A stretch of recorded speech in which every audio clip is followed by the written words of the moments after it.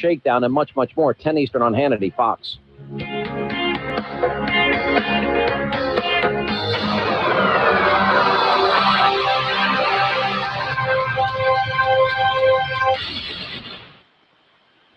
I've got my own veterinary practice, but getting started wasn't easy, especially when it came to finding new customers. Then I heard about Leads by Web.com. They find new customers for small businesses like mine. I called them and they explained how they would find people in my area who were searching for vets online and get them to call. I just told them how many leads I wanted and they got them for me. Leads by Web.com gets you listed in the places customers are searching online and gets them to call you. And now, getting started is easy. Just call 855-882-0931. And one of our local business consultants will start with a free custom evaluation of your business's online marketing. Thanks to Leads by Web.com, I'm getting lots of calls from new customers. Business is really barking. Booming. Call 855-882-0931 for your free custom evaluation today. That's 855-882-0931. WPGG, Atlantic City.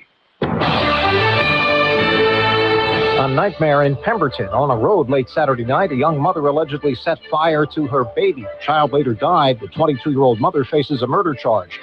Those who witnessed the tragedy will have a hard time forgetting. Hundreds of Jersey kids came down with whooping cough last year, even after getting vaccinated. Dr. Barbara Montana of the State Health Department says, unfortunately, we know that getting sick with pertussis or getting vaccinated doesn't provide lifelong protection, which means you can still get pertussis and pass it along to others. Experts recommend 6 doses of pertussis vaccine for kids 2 months to 11 years. No more Do AC. The marketing group that urged Do AC is about to go out of business. Its $30 million annual budget is being eyed to help Atlantic City in other ways, but if state legislation to abolish the Atlantic City Alliance is adopted, no one will market it as a unified resort. Stocks were closed today for the Martin Luther King holiday. I'm Joe Cutter. Get breaking news and weather alerts on your cell phone. Text news to 89,000. This is the Town Square News Network. Partly cloudy skies tonight, and we could continue that little bit of a breeze for a little while at least. Lows will drop down into the chilly range overnight, mid to upper 20s. There could be some black ice again tomorrow morning.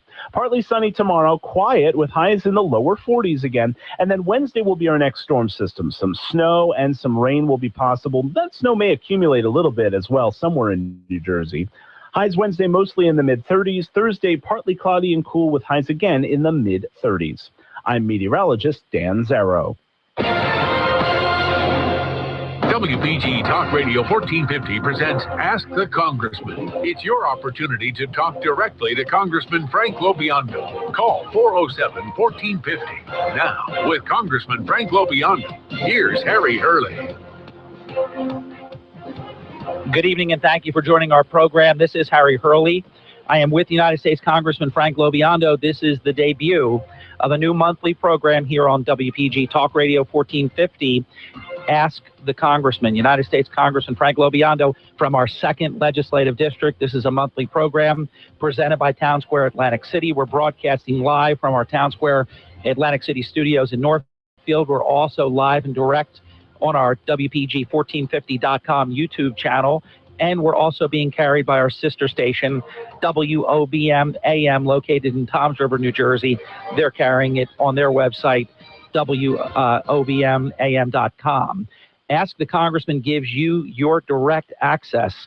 We call it the Town Square. That's in days gone by the place where all the dialogue would take place. You'd go to the Town Square and your representatives would speak to you about what's happening. This is your virtual opportunity to pose your questions to our congressman. Many ways you can communicate. Right through the phone line, 609-407-1450. You can also email us at WPG1450.com, and we have several of your email questions ready to go now. You can tweet your questions to Congressman LoBiondo now at WPG Talk Radio 1450 using hashtag WPG Ask the Congressman. You can like us on Facebook, WPG 1450, and then / from Facebook.com, WPG 1450. Post your questions there as well. Without further delay, Congressman Frank LoBiondo, welcome to the program, sir. Great to be with you, Harry. Your program. Well, this is your idea. We took us a little bit to get it together, but thrilled to have the opportunity, and hopefully we can get some good information out there. We're going to pose a few questions to the Congressman, get right to your calls in just a few minutes at 609-407-1450. We're going to answer, the Congressman will answer John's question that he sent through WPG1450.com. Chris, who I know is going to be listening to the program, we're researching your question, and the Congressman will be getting you an answer back on your question. And let's start local. We're going to go all over the place, local, state, national. Rough year 2014, Congressman. I don't have to tell you, you did all you could at the federal level here in Atlantic City. It's an area that has half the ratables that it used to have. 4 casinos closed, as you know, a 5th within a whisker and Carl Icahn's checkbook of a 5th casino closing. What role has the federal government played in helping everything from affected workers to businesses? Your thoughts? Well, the two direct things we can do that we've been involved with, and the most of the rest of the direct, you've covered this extensively, is that the state of New Jersey makes the decisions for casinos, for Casino Control Commission, Division of Gaming Enforcement, but the federal government has jurisdiction over an emergency grant status for drastically affected places in the country for unemployment. We clearly qualified for that when we had, 8,000 people put out of work almost simultaneously. The state of New Jersey, through Commissioner Hal Worth, Labor Commissioner, put together an extensive packet to send to the federal government. Senator Booker has been outstanding to work with. We were in very close contact with the Commissioner of Labor. That packet was submitted and it was flawless, so that sort of expedited a little bit. And last week we had the announcement that up to $29 million could be made available for emergency training grants. $13 million immediately, and the balance if we can demonstrate that we need it. Now, what does this mean? Because I've had a lot of people say, Harry, well, you know, there are no jobs here, so this money doesn't do us any good. But anybody who's been following it knows there's been a pretty aggressive team that's been put together, a partnership. It's the state of New Jersey. It's the Chamber of Commerce. It's a lot of different people put together that are looking to try to attract jobs to come in here. So this is the scenario. If, in fact, the Chamber of Commerce or Atlantic County and Denny Levinson, they go after a business and say, listen, have you thought about coming into New Jersey? We want to put together a little incentive package for you. And the particular business says, yes, but I know you have employees, but I need them trained. This is where the money could come in. Department of Labor from the federal government has some very high estimates of how many people this could affect. I'm not so sure I want to go with those numbers, but this is one component that is in place now. I talked to both U.S. Secretary of Labor Perez last Thursday and Commissioner Hal Worth in New Jersey. They're expediting how we're utilizing this. The second component is a lot tougher. The second component is the extension of the unemployment benefits. And as we know, anybody who's been listening, a lot of the news around the country has been much better than our news. In fact, the president's out touting how good the economy is. The president's not talking about the extension of unemployment benefits. Really, neither is anyone else from most areas of the country. I've gotten together with Senator Dean Heller from Nevada, Senator Booker from New Jersey, Secretary Perez. We are in brainstorming sessions to break the model, because it's never been done before, to identify how we can structure an extension of unemployment benefits for those who are hardest hit, which obviously we would qualify for.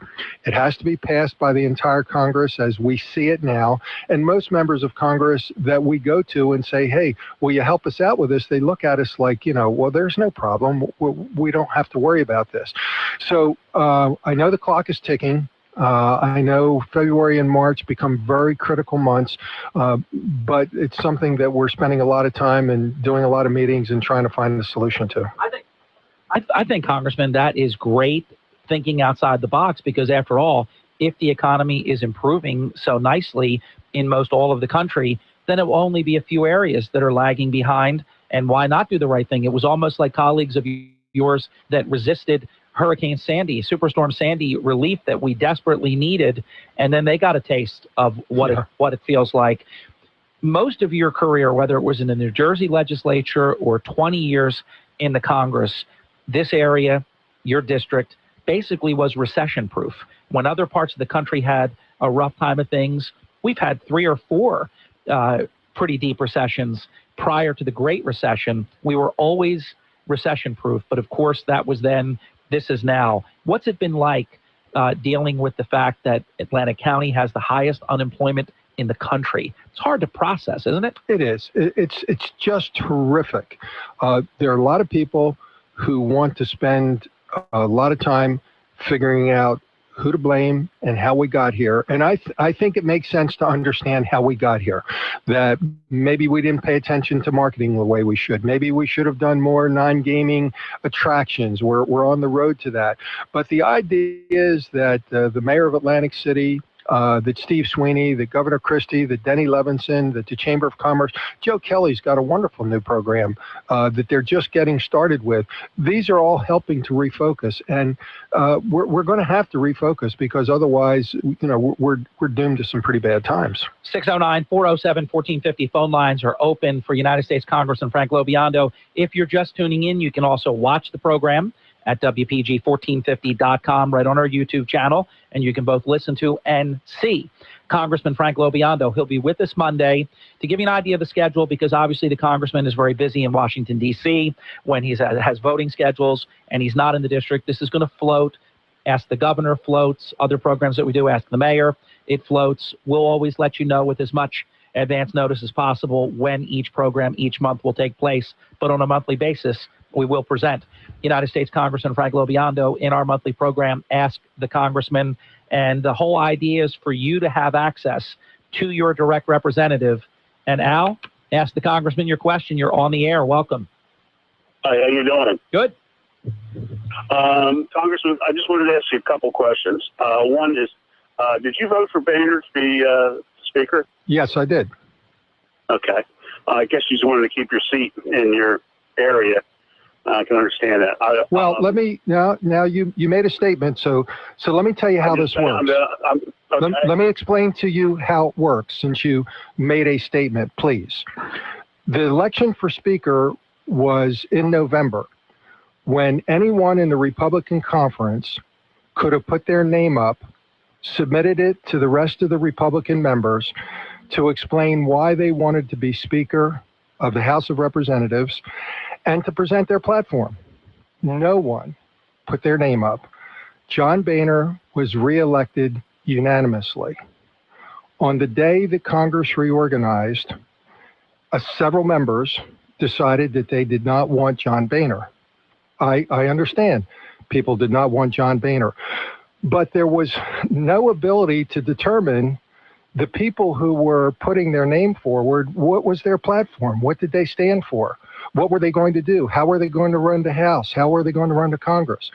So in my view, if people had put their name forward in November, there might have been an opportunity for the Republicans to say, you know what, there are better ideas than John Boehner. It didn't happen that way. Hey, Al, do you know? I did understand that. I just didn't. I wasn't criticizing you by any stretch of imagination. I'm a huge fan of yours. I've for a long time been voting for you, and I would even think that it would make sense because you're in a good position to help us by staying where you are in your committees. So I wasn't that. I just didn't. I haven't been able to see how the votes turned out. And thank you for that information because I didn't know that before. Hey, Al, thanks for the call. Thanks for the call. Okay, thank you. Appreciate you checking in. I guarantee you, Congressman LoBiondo, if we polled the district, there were two people.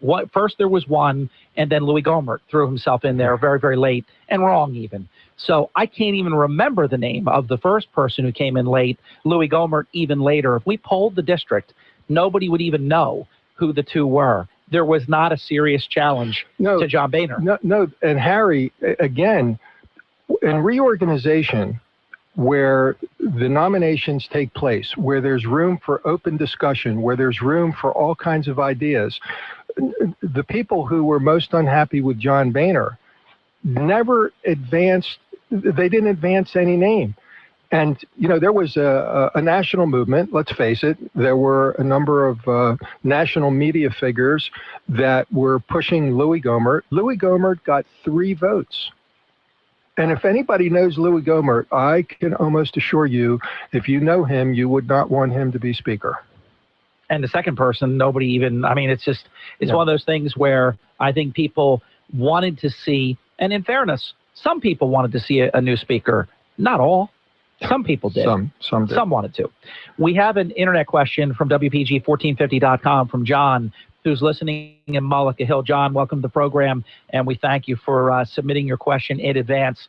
And Congressman, it reads as follows. Veteran unemployment is higher than non-veterans nationwide. Currently, there are incentives in the federal government to hire veterans, but there are no such provisions to retain veterans, thereby protecting them from being let go to discrimination or other unfair practices. Would you sponsor a bill to create the position of Veterans Retention Officer within the federal government to monitor and ensure our veterans are being treated equitably and fairly when it comes to performance, evaluations, promotions, and terminations? Well, John, I think it's a great idea. I saw the question just a few minutes before the show started.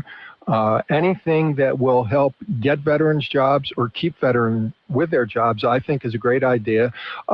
It's a little bit interesting. I deal very closely with almost all the veteran service organizations. I'm not sure anyone has brought this up, but I think it is a fabulous idea and certainly one that I would co-sponsor and support. And I'm going to look into it farther to see if anybody has got any initiative like this going. John, thank you for your question. And again, the phone lines are open now at 609-407-1450 so that you can ask the Congressman Frank LoBiondo in studio here at WPG Talk Radio 1450, South Jersey's talk station. We're at 14 minutes past the hour. Congressman has agreed to stay till a few minutes past the top of the hour, so we have even a bonus mini segment at the end, maybe a closing statement or a last-minute phone call if you want to check in or send a tweet or one of the WPG1450.com internet questions. Sort of a follow-up to John's question in Mullica Hill. I am pleasantly surprised at VA Secretary McDonald. I didn't know what to expect. I mean, the veterans died under this regime. People were collecting bonuses by faking documents that they were providing services within a prescribed period of time, and literally, I think at least 40 deaths have been attributed to this type of malfeasance. I think it should be criminal. But I have to say, I've been pleasantly surprised at Secretary McDonald. More importantly, that's easy for me to say. Can you say the same? Yes, at this point, absolutely. He has been very accessible. I have had 2 face-to-face meetings with him, one with 2 or 3 other members of Congress at the Philadelphia VA within a couple of weeks of him assuming the responsibilities as secretary, and another very extensive meeting where he came with his top team to my office. We went through chapter and verse the issues we felt were really needing attention in this 2nd congressional district. To his credit, he has started action on those issues. The lines of communication are completely open. This is a dramatic 180-degree turn from previous secretaries that I've had experience with. He recognizes that he's got a lot to do. He recognizes that the almost 400,000 employees at the VA need to have a total mental change in how they approach veterans, to having a can-do attitude. But at this point in time, Harry, I'm very optimistic that he's going to stay on track. Congressman LoBiondo, the attacks in Paris this month, foiled attempts elsewhere, really has the issue of terrorism, cyber terrorism, all of this front and center. A lot of people are thinking about it. Is the president doing enough to combat this in your view? The short answer is no, and I'll try to fill in some of my reasons why. Having had the honor and opportunity to sit on the House Intelligence Committee for 4 years, starting my 5th year now, we have seen in a very bipartisan way with the House and the Senate on the Intelligence Committee, where we have attempted to alert the administration, to bring the administration on board with a whole host of terrorist organizations, ISIS, Al-Qaeda, Boko Haram, Al-Shabaab. We get a dust-off from the administration. You've got Democrats such as Leon Panetta, who were not afraid to go public and talk. Even you've got Hillary Clinton doing some sort of around the corners criticism. The president has not handled this correctly. He's not paid attention to it. He's not understood the threat as it exists and what it presents to America. We need to continue to take much stronger action to protect our country, much stronger action with our allies to help them form a cohesive unit so that we can all cover each other's backs. And the president has not been doing that. Another email question for the congressman at WPG1450.com. This is from Tom. Congressman LoBiondo, the president of the United States is releasing very dangerous terrorists from Guantanamo Bay, Cuba on a regular basis now. What is your position about this? This is outrageous. Adamantly opposed. We've seen this with, he's not just releasing Gitmo detainees, he is releasing the worst of the worst. We saw this with Bergdahl, and the 5 that they picked to release are the operational planners. Now, these aren't people who were just picked up on the battlefield. These are operational planners who have the ability to go back and to plan operations against the U.S. The Congress of the United States, Republicans and Democrats, in an overwhelming vote in legislation that the President of the United States, President Obama, signed, saying Gitmo would not be closed. The president's not happy with that. So what the president is doing is releasing detainees individually. And I believe you're going to see legislation that I'm certainly pushing for, and a number of my colleagues, to be put on the president's desk that'll be very bipartisan, restricting the president from releasing any more detainees, and maybe even into specific areas like Yemen, because the president has just got this wrong. Congressman LoBiondo, this is like a catch and release game. I mean, recently I reported on Hurley in the Morning about a reward that was being offered to recapture someone we already had detained that he let go, and now we're offering millions of dollars to go try to get him back. And the recidivism rate, very disturbing, the number of people that go right back to the jihad. It is. And what makes this even more disturbing, Harry, is that the experts in the field, our intelligence community, the president's not listening to their advice. In many cases, he's not even seeking or asking their advice. These decisions were based on a political promise the president made while running for, saying that he would close Gitmo, and just hell-bent on doing that, not understanding the consequences and the terrible negative that can come out of this to our country and other places in the world with these terrible people being released. 609-407-1450 phone lines are open. Let's go to one of our great WPG 1450 listeners at WPG Talk Radio 1450, Linda in Absecon. It's your moment, Linda. Ask the congressman. Go. Hey, hi, Congressman. Hi. Nice to call you locally instead of Washington for a change. Huh? Sure. Now, will Congressman Andre Carson, will he be coming on to your committee? Ooh. Yes, he is. This is outrageous. Well, does he have to be voted on? No. The Intelligence Committee, unlike, there are only 2 committees, the House Rules Committee and the Intelligence Committee, that are direct picks that do not get voted on by the conference. And Nancy Pelosi picks the Democrats, the Speaker, John Boehner, picks the Republicans, and Nancy Pelosi picked Mr. Carson as one of the appointees to the committee, which will probably be reorganizing a little bit later this week. Some of his statements are outrageous. It's not just, it has nothing to do with anything other than some of his statements are absolutely beyond belief. I can't imagine sharing the information that he will be receiving. I can't even fathom it. Ties to the Muslim Brotherhood.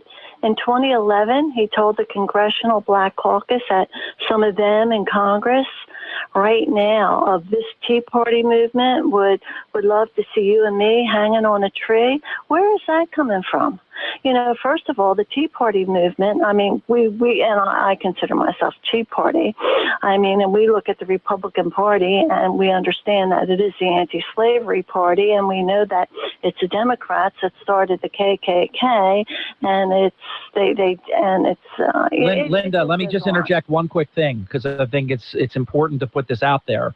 My objection to Congressman Andre Carson is it's not the incendiary language. That's wrong. We can rail against that. He made statements. They're on the record. He owes up to them. They're not hearsay, where he questions his loyalty to what comes first, his country or something else. To me, that's, you take an oath of office when you become a member of the United States Congress. And to me, he hasn't settled his allegiance, his own testimony. It does not comport. It's very, very troubling. Very troubling. And his comments on American schools should be like the Islam madrasas, if that's how you say it. I'm not quite sure. And I think, and then he'd try to come back with another remark on that.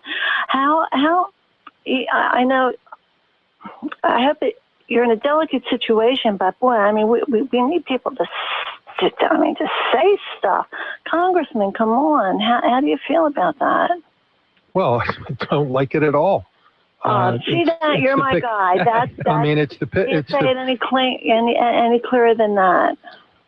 You know what will be very interesting? Of course, the information we receive is some of the most classified information that the government has. Yeah. And the orientation for members that are going on the Intel Committee is very thorough.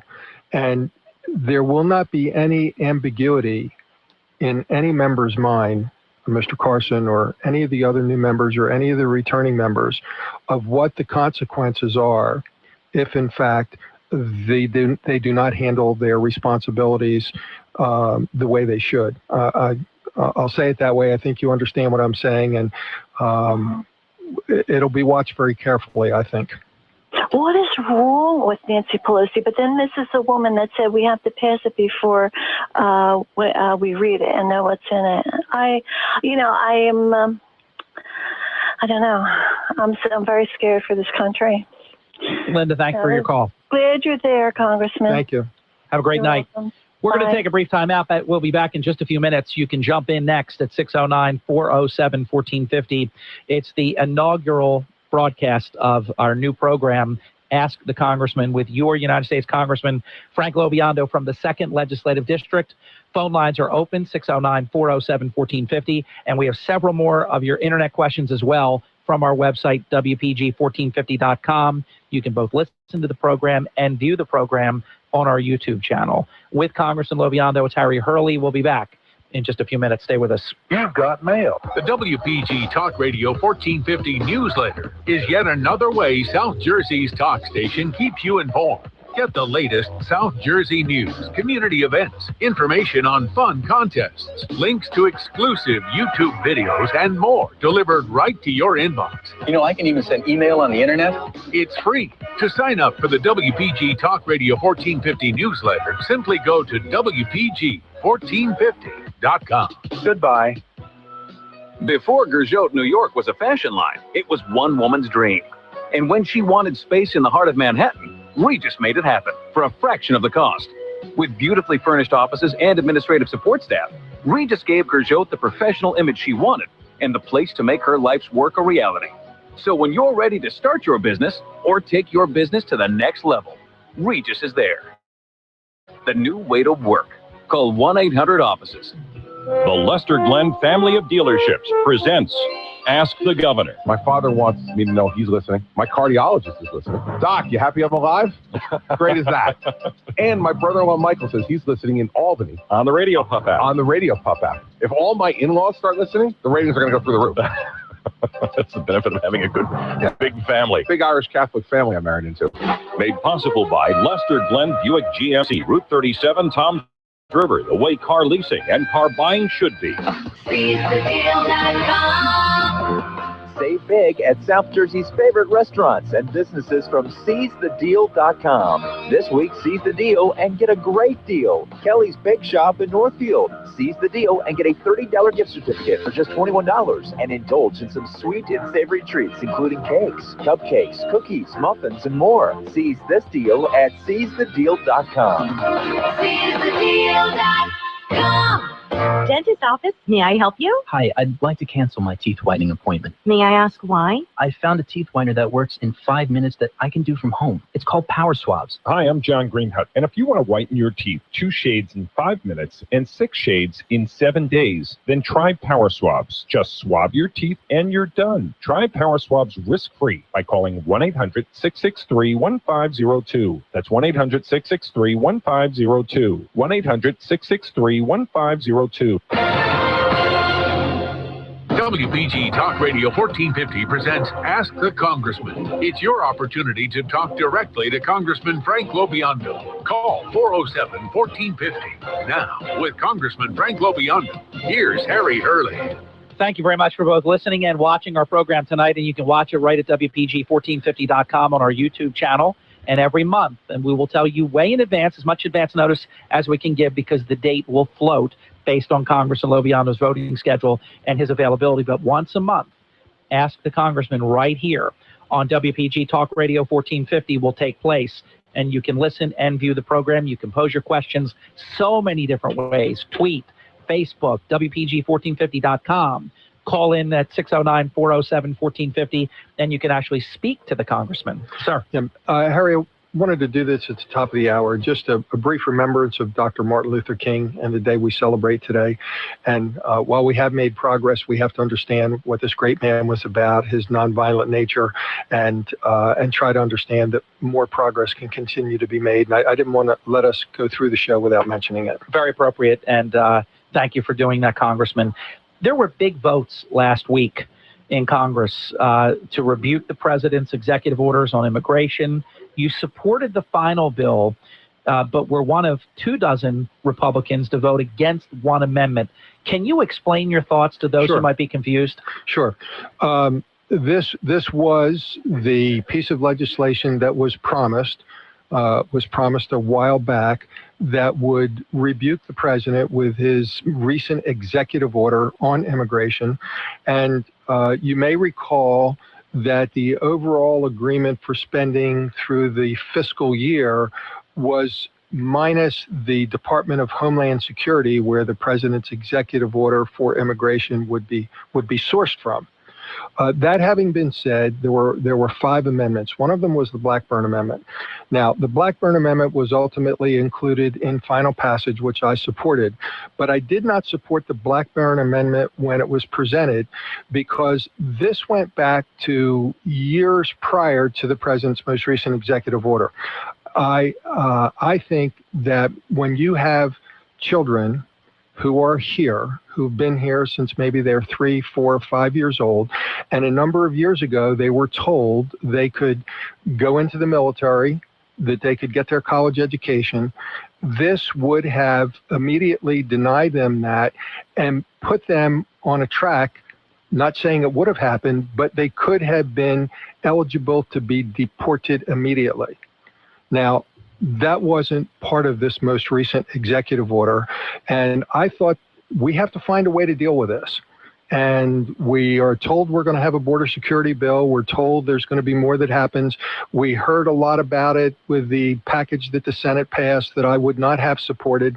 I got a number of calls on this, and I promised a couple of folks at least that I would give my reasons for it, and that's the basic reason. It was incorporated in the final bill. I voted for the final bill, and I will tell you, these are the little stories that sort of don't make it. 26 of us did not vote for the Blackburn Amendment. There probably could have been 50 or 60. I'll leave it at that. Okay, fair enough. I get what you're saying. Congressman, there have been a number of things going on that I believe Americans are deeply disturbed about.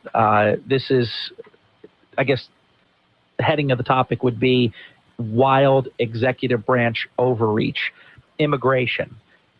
I think this is just wild the way the president wants to do this. Hundreds of thousands of driver's license. And you know, once you have a valid driver's license in this country, you're on your way. It's unbelievable. Benefits, everything else. He wants to normalize the president relations with Cuba. I'll meld my question in also to Nancy in Northfield, who wants to ask you about this at WPG1450.com, the president's decision to attempt to normalize relations with Cuba. This, to me, I mean, we have presidents from Kennedy to now. Everybody knew that until Cuba changed, we were not going to help them continue to be oppressive and normalize things. In other words, de facto agreeing, with what they're doing. This, and for the president to say he wants to see an embassy, an ambassador to Cuba, what are your thoughts about that? Well, I think it's a horrible decision on the part of the president. I will almost bet anything that you will not see an ambassador and an embassy anytime soon. To show you how disingenuous the president is on this issue, one of his most ardent supporters, United States Senator Bob Menendez, head of the Democratic Senatorial Committee recently, was not even informed of what the president was doing. And he's not only what you said, he's also the chairman of the Foreign Relations Committee. And if this was such a good idea, why would the president not have included, I can understand, maybe not including Republicans, but not including Senator Menendez? It's outrageous. This is a regime. Do you think it's because he knew he would be opposed to it? Oh, absolutely, because he would have blown it up before it happened. Yeah. This is a regime, the Cuban regime, who is repressive beyond what many of us can ever imagine. These are people who are not friends of the United States, and I've got a news flash. They're not going to be friends of the United States. And this now props them up, doesn't it? If we help them in terms of economies of scale and doing business and taking away the embargo and travel restrictions and all these things, we are helping this despotic, oppressive regime. We are encouraging their tactics. We are rewarding their tactics. I don't see what benefit this is to the United States, and I don't see the benefit to the Cuban people, because they're going to live under the same repressive regime. And again, talk to Bob Menendez, talk to Marco Rubio, a Republican and Democrat, who are essentially saying the same thing. And I've talked to some of my colleagues in Congress whose families were from Cuba. They have a lot of direct information about what's still going on there. This is another in a long line of decisions that the president is making that I believe is out of sync with American values and where America should be directing its ideas. 35 minutes past the hour with Congressman Frank LoBiondo. He'll be with us for the next 30 minutes. It's our first of what will be a monthly program, Ask the Congressman. It's your opportunity to pose your questions, and we really worked hard to make it fail-safe. I mean, if you're not available to call, you can email us your questions even in advance of every program. You're going to know well in advance when the Congressman will be here. Appreciate the Congressman making himself available and committing to the monthly program. You can tweet your questions. You can email your questions. You want to call me during early in the morning hours, I'll write your question down and keep it in our Ask the Congressman file that's always in my briefcase. We will get your question to the Congressman, and of course the phone lines are open if you want to have that direct experience of directly speaking with your Congressman. 609-407-1450 right now. The phones are open. Congressman, here's an area that I don't think you get the credit over the past 20 years that you actually deserve, and that is your capacity to work with the other side. Talk about your relationship with Senator Menendez, with Senator Booker. Two of them are newer, with Senator Norcross joining the House, and Senator MacArthur, a fellow Republican who took Runyon's seat in your neighboring District 3. Talk about your relationship with the other side in particular. Mention MacArthur too at the end, but because people expect that hopefully your next door, Congressman, that you have a good relationship with him. But what is your relationship with members of the other party?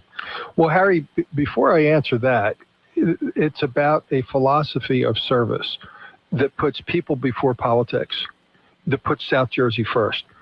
So when I look for the opportunity to work with Senator Booker or Senator Menendez or now Congressman Norcross. It is not changing anything philosophically. And let me tell you, with those three individuals, there's probably very little philosophically we agree on.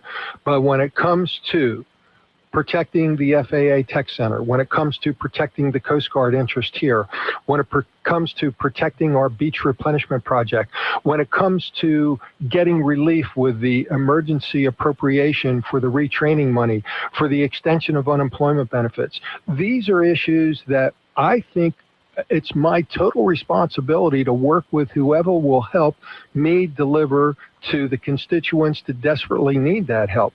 And I will tell you that, again, philosophically, there hasn't been a lot of overlap, but more recently, Senator Booker, before him, Senator Lautenberg, Congressman Norcross, I think that I've known him when he was a state senator.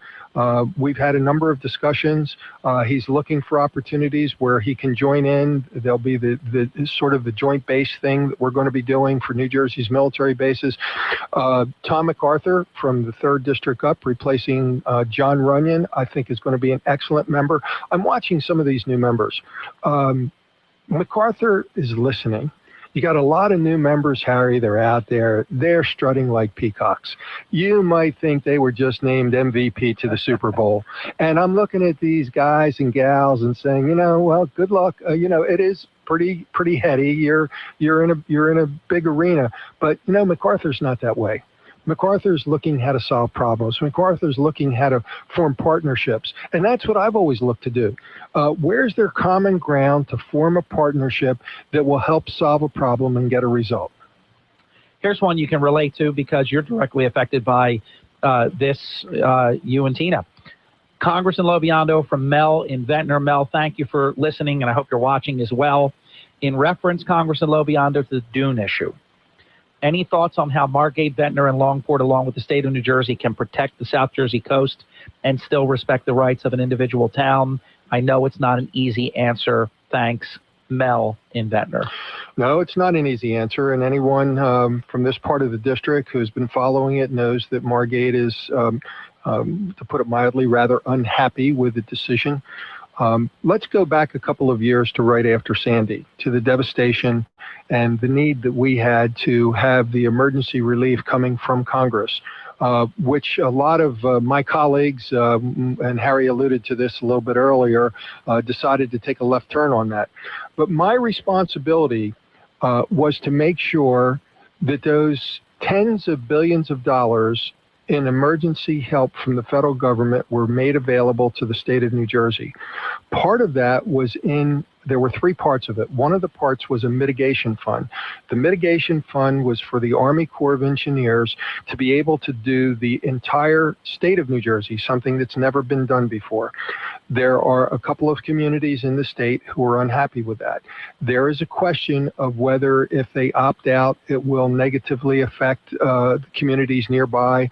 I know that the mayors of Ventnor and Longport recently made a statement, I think a pretty strong statement, about needing to do the project on Absecon Island.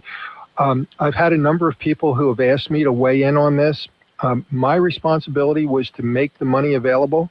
My responsibility was at the federal level to support the Army Corps of Engineers, and that is the New Jersey Department of Environmental Protection that is in the disagreement with Margate, and that's going to be resolved however it's going to be resolved. So yes, Mel, it is a difficult question, but I'm very pleased for those communities who want to take advantage of this.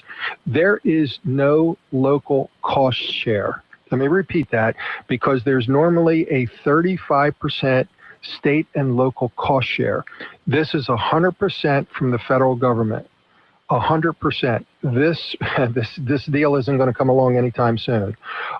So I hope it is favorably resolved to everyone's satisfaction. I know they're in continuing discussions, and I think it's best to leave it at that. Congressman, as a follow-up to that, then we'll get our final break in, and we have more of your callers that want to get on, and we'll get you on in just a few minutes as well. If the money is made available by the federal government, and the federal government makes this happen, and then a town chooses not to go along, if they are successful and I know there's a judge right now pushing very, very hard, even after the citizen referendum in Margate voted not to do the dunes. They seem to believe that they would not help, that in fact their evidence says they would hurt.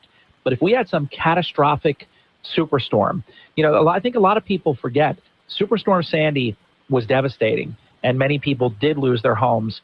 It was supposed to be even more devastating. I don't have to tell you that. We were actually, it's hard to process when I use the term we were spared to an extent, but we really were. It could have even been worse. If, say, Margate doesn't go along and we get devastated by a superstorm, they're not going to be covered because the federal government's going to say, look, even if the dunes don't even hold for 5 minutes, they could be left holding the bag, couldn't they?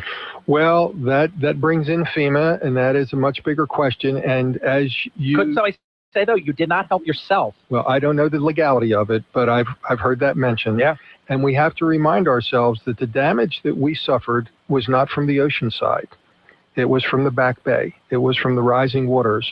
And the idea that was advanced would be the dune protection system, which would, if something came at us from the ocean side. Now, this is going to be played out. I know there are very raw nerves in Margate over this issue. And again, I would have been derelict if I hadn't been able to help be part of the team to get the money. But it is not the Army Corps of Engineers who's driving it. It is the DEP that is driving this. And that is the state of New Jersey. I mean, they're adamant they want these dunes. They do. They do. And the Army Corps of Engineers, if there were to be a green light, the Army Corps of Engineers would take the point position from a construction standpoint. But as they work through these local agreements, it's the DEP that is working through them with the individual communities. Brief time out. We're going to come right back. You're listening to Ask the Congressman, our first of what will be a monthly program here on WPG Talk Radio 1450. You can listen and watch the program on our YouTube channel at WPG1450.com. More of your phone calls in just a few minutes. Stay with us. WPG1450.com is South Jersey's 24-hour news source. When you need to know what's happening in South Jersey, around the Garden State, or across the country, visit WPG1450.com. The biggest news stories, your 5-day forecast, and more on your desktop or optimized for your tablet or cell phone. It's news when you need it at your fingertips from WPG Talk Radio 1450 and WPG1450.com. Here at Town Square Media, we're not your average radio group. From web design to e-commerce to social media and the latest in mobile technology, we employ an arsenal of services to help our clients build their businesses. But we can't do it without a dedicated sales staff. We're experiencing record growth, and we're looking for seasoned sales professionals with drive and determination to help us grow even more. We offer an excellent base salary with high commission rates and unlimited earning potential and full benefits. Plus, we offer major market experience without the major market commute. At Town Square Media, you'll get the opportunity to make a real difference to thousands of local businesses, and you'll have a lot of fun along the way. If you're an experienced salesperson with a proven track record of success, then Town Square Media might have an opportunity for you. To learn more about outside sales opportunities, contact Mike Rubel, Market Manager, at 609-645-9797. That's 609-645-9797. Town Square Media is an equal opportunity employer. Join America's best-known hypnotist, Mark Patrick, and stop smoking now without cravings, irritability, weight gain, or your money back. To tell you I had no cravings, no weight gain, no problem. I quit in one night. I don't smoke. Take it from me, it works. I recommend it to everyone. I feel fantastic. Only $49.99 guaranteed. Don't just cut down. Stop smoking now, once and for all. In addition, lose all the weight you want, 100% guaranteed with Mark Patrick Hypnosis. Destroy unwanted cravings, late-day eating binges, boredom eating, and stress eating. Join the over 500,000 others who have attended and lost weight the easy way. Join Mark Patrick Seminars Wednesday, February 4th at the Vineland Ramada Inn Hotel. Weight loss seminar 5:30 to 7:30 p.m. Stop smoking seminar 8 to 10 p.m. And Saturday, February 7th at Absecon at the Holiday Inn Express. Weight loss seminar 10 a.m. to noon. Stop smoking seminar 1 to 3. For more information, visit markpatrickseminars.com. That's markpatrickseminars.com. WPG Talk Radio 1450 presents Ask the Congressman. It's your opportunity to talk directly to Congressman Frank LoBiondo. Call 407-1450. Now, with Congressman Frank LoBiondo, here's Harry Hurley. Thank you so much for watching and listening to our program tonight. And again, as that kind gentleman just said, the phone lines are open right now for your Congressman Frank LoBiondo at 609-407-1450. And we're going to go to Paul. He is a great friend to radio. There's no question about that. The president of the New Jersey Broadcasters Association, chief executive officer as well. Paul Rotella, Ask the Congressman. It's your turn. Go, Paul. Hey, Congressman. How are you, pal? How are you? I'm great.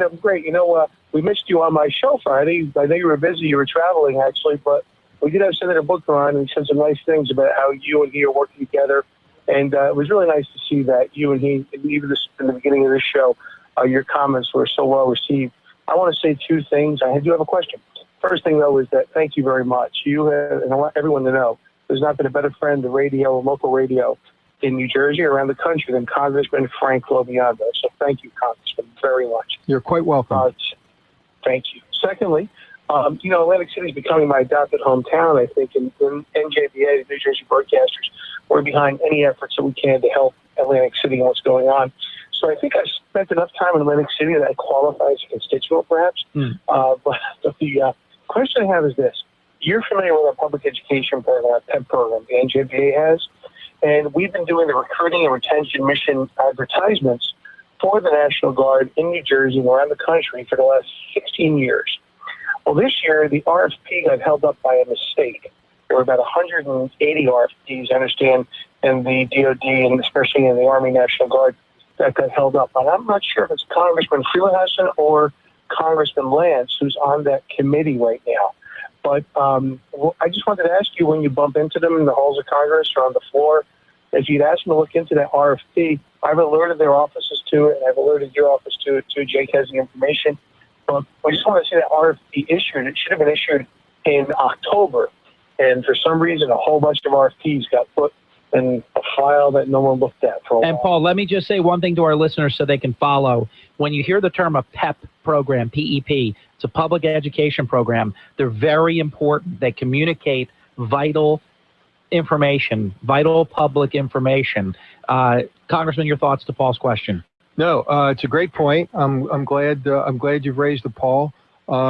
I will probably tomorrow night, as I have, I think, almost every year, sit with Rodney for State of the Union, and I will make sure I raise the issue. Oh, that's great. You know, and just so you know, Harry, thank you for mentioning that. We have done that program, and the Army National Guard of New Jersey has always exceeded end strength or made end strength, you know, midway through the year, which is pretty good. But what that program does, just so the Congressman and everyone out listening is aware, is that we donate about $6 million worth of airtime, upwards of $6 million of airtime across the state with all the different stations in the NJBA for that mission. And that's why it's such a valuable program, and we're going to keep working very hard for it. But we do have to get the RFP renewed. So that's it, Congressman. Thank you, Harry. Thank you for your leadership, Paul. Good to be with you. Okay, Paul, thanks. I know you know this. He's a really good man, and what an advocate for our industry. Congressman, I was thinking about this during the last break, and I was nostalgically rolling back the Wayback Machine. I remember being with you. You were the class of '94. This show was a few years old at the time. It was historic. After 40 years of Democratic rule, Republicans won the majority in the House of Representatives. We took Hurley in the morning for 3 days to our nation's capital. Actually had the privilege of broadcasting inside the Capitol. Just to give you an idea of what a simpler time it was, my twin brother and I walked in with what looked like a suitcase bomb. Nobody stopped us. Nobody cared. Hey, how you doing? Yeah, we're doing the show. Great, go. Nobody checked anything. Nothing was inspected. My, oh my, how things have changed in just 20 years. We couldn't even envision it. I had a luggage cart, Congressman LoBiondo. I had an enormous suitcase. Today, everything's small, but not then. We had all of this equipment, all this stuff. You could have just rolled a suitcase bomb into the Capitol building. It's all different now. Look how things have changed. And I even have a follow-up to that after I get your response to what that was like as a freshman and how things were. I even think we've always had our differences in terms of partisan politics, but even that has such a sharper edge to it. There was a lot more collegiality. Both sides played, I think, better together. It's changed a lot, hasn't it? Well, it has changed a lot. And at that point in time, no one, I don't even think Republican leadership believed that the House would flip to the control of Republicans. It was an amazing time, but what was different then than now was an individual by the name of Bill Clinton, who saw what happened and decided to do what was best for the country. Instead of doing what the current president is doing, Mr. Clinton called Republican leadership to the White House. They hammered out big issues, balanced budget. We not only balanced the budget, we were running a surplus. Welfare reform, President Clinton had vetoed it 3 times. Became the law of the land. By executive order, this president changed what President Clinton signed into law. So they were incredible times where progress was being made, and we had a president, although of the opposite party that I disagreed with on many things, put the country first. Yeah. I have to say this. It's your show, but I want to say this because of a dear friend of mine, Nick Ribas, who was the owner of the Atlantic City Hilton at the time. My wife Margie and I, we had the privilege of having an extended visit with President Clinton. And I got to thank him for being bipartisan. Sometimes I remember I even said to him, I said, oh, man, I pushed against you hard. I said, sometimes you just don't know until you have either more experience or you see and can compare it to something. But I thanked him for his willingness to be bipartisan. And in some cases, I think you'll agree with this, even nonpartisan on occasion. Bipartisan is one thing. That means you're getting along with the other side. Nonpartisan is even an upgrade, I think. And he said, hey, what was I going to do? Bang my head against the wall? The other side won. If they had a good idea, I wasn't just going to go against it just to go against it. That's what we have now. Yeah, that's exactly what we have now. So I appreciate what you just said about that. And what about the difference between, I had the real pleasure, a lot of it because of you. You introduced me to everybody from Sonny Bono to future Governor Ehrlich of Maryland, who was in Maryland in the House at the time, Sonny Bono, all these different people. And it was different then, wasn't it? It was. It was. The attitude that people came to Washington with was an attitude of making progress, of listening to ideas, and of getting things done. We have a lot of members of Congress now. They don't put their ears on at all. They won't listen. They come with preconceived notions about how the result should look. And if you don't do it their way, you don't get it done. And I'm talking about both sides. People just want to burn the house down to rule the ashes, don't they? They really do. What's that going to get us? Well, it's not going to get us anywhere. And Nancy Pelosi has dug her heels in deeper than ever before. There are bills. There was a bill we voted on last week that in the last session of Congress passed with 400 and some votes. Nancy Pelosi decided that it would be an embarrassment to the president and got the Democrats to pull off the bill. So only about 25 or 50 of them voted for the bill that they had voted for in overwhelming numbers just 2 months prior. So Nancy Pelosi is just wants to be an obstructionist, and it is a different era where it will make it harder to get a result for the country, and that's what's important, a result for the country. Tell your constituents what you think the next 2 years are going to look like. I want to get to the State of the Union in just a few minutes, but this is a separate question. How much can we expect? Can the House Republicans and the Senate Republicans, can everybody get together and at least pass things that the American people think they voted for on November 4th of last year, that they're hoping that you and your colleagues are going to really get it done? Then if the president vetoes it, well, then, let the games begin at that point. But what should we expect? Well, Harry, that's what we should expect. Whether that will be the result, I'll have to tell you, I'm not sure. We had an annual retreat. And the retreat was last week. What was different was that the Senate Republicans, 45 Republican senators joined. I guess there must have been maybe 200 or 225 House Republicans to talk about where we go. Now, the senators who were there really talked in terms that we're speaking here. We need to present to the American people that this was a good choice that they made, that we will be able to come together on issues that will make a difference. And if the president decides to, not cooperate, then, this whole different ballgame now, because he's going to have to explain the veto. And the power of persuasion from the people of the country could turn that around. Clinton vetoed welfare reform 3 times. It was the people of the country that changed his mind ultimately. So, the jury's out on this. I think we're going to know within a couple of months whether we've got a cooperative atmosphere that's developing, or there'll be something that'll be harder to explain. Do you agree that the atmosphere, the mood of the country running up to the 2016 election, which you know how this works, it's going to be here in the blink of an eye. If the Republicans have not led, I don't believe Republicans will be held guilty if the president vetoes things. But if the Republicans don't get things passed, I think it's going to be just an awful 2016 that will ripple all the way to whoever the Republican nominee is for president. And I think the Republican brand can be greatly damaged if we blow this opportunity of the next 2 years. Having said that, and I've seen you come out very, very early. You were one of the very first people. You may have been the first person. I think I was second to support Governor Christie when everybody thought Governor Christie was going to lose to John Corzine at the time. You're not afraid to dare to be different and to come out early. When do you think Congressman Frank LoBiondo will be giving thought to 2016 and perhaps what candidate you'll be supporting for president? Well, I think, first is just a quick comment that your assessment is exactly accurate of the opportunity that Republicans have, but also the minefield that we're in. The nation has not given Republicans a mandate. They've given Republicans a chance. And I and the colleagues I talk to talk frequently that if we blow this opportunity, we're essentially telling the American people that they made a mistake by putting faith and trust in us. So there's a lot at stake here for control of the House and Senate and the White House. That having been said, the list that we see on some of the TV shows of the expected announced candidates, my goodness, they're going to need a bigger screen. Yeah.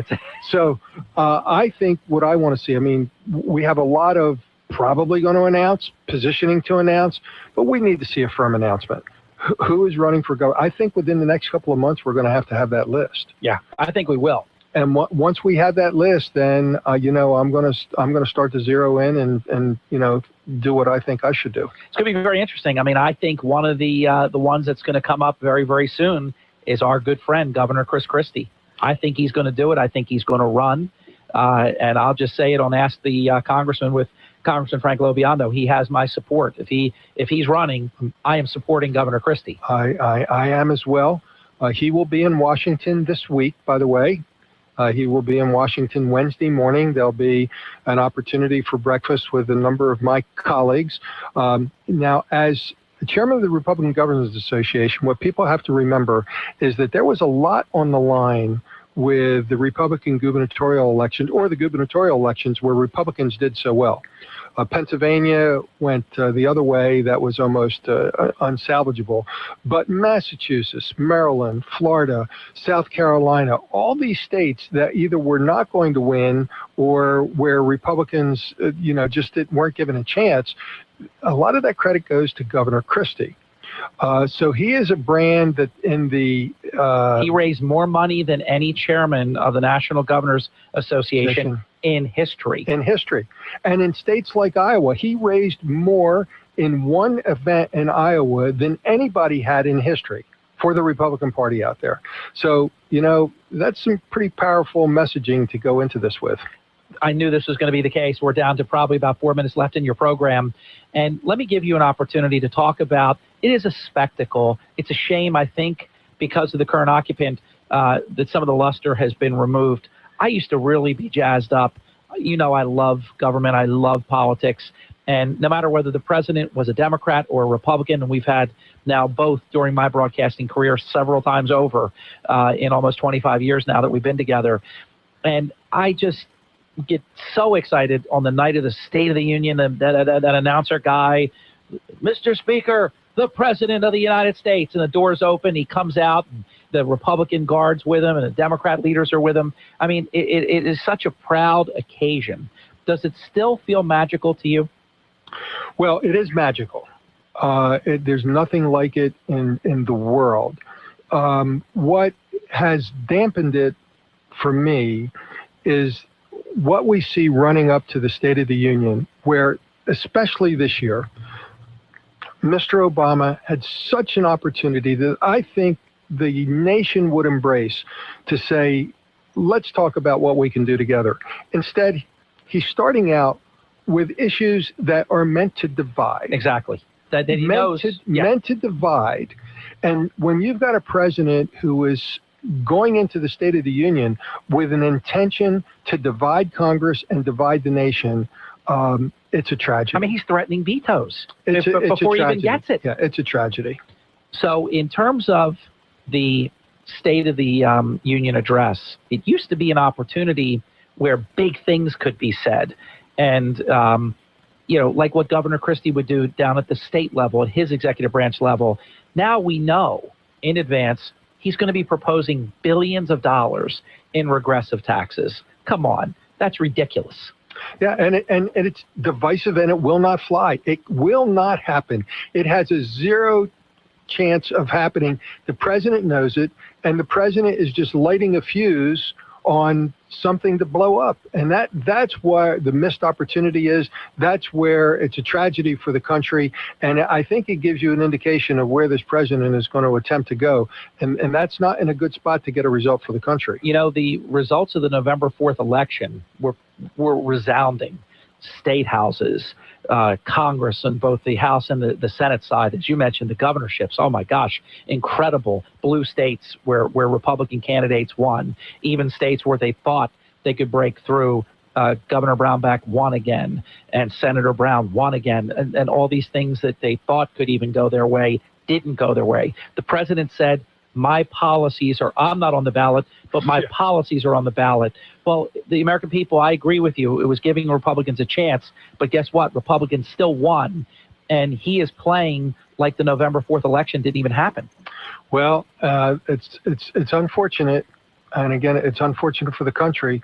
And I know with the Democrats that I talk to, they are beside themselves with the attitude and approach that this president is taking, what Nancy Pelosi is doing. And we can only hope that there's, I don't know, there's some kind of something that happens to make him change his mind, because we do have great opportunities where I think we can do big things that will get big results for the country. Congressman, about 20 seconds left in the program. Closing comment. Well, I want to thank you, Harry. Thanks, Station, for the opportunity. It's always great to be able to communicate. Thank the citizens of the 2nd Congressional District for giving me an opportunity. I will do my best to represent your interests.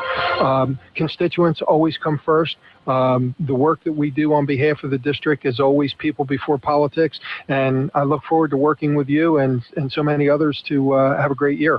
I agree with you, Congressman, completely, and I appreciate the fact that on a monthly basis, we're going to have this opportunity to give the public the opportunity to have direct access in what we call the town square. And I think it's great, and we thank you for it. We look forward to next month. Absolutely. Thank you. You're welcome, sir. Congressman Frank LoBiondo, every month, Ask the Congressman right here on WPG Talk Radio 1450. On behalf of our president, Mike Rubel, our executive program director, Chris Coleman, our executive producer, who does such a great job on the video that you see and the beautiful graphics that he does, Kyle McCann, our digital editor, thank you for making this possible. We'll give you advance notice as soon as we firm it up with the congressman for our February edition of Ask the Congressman.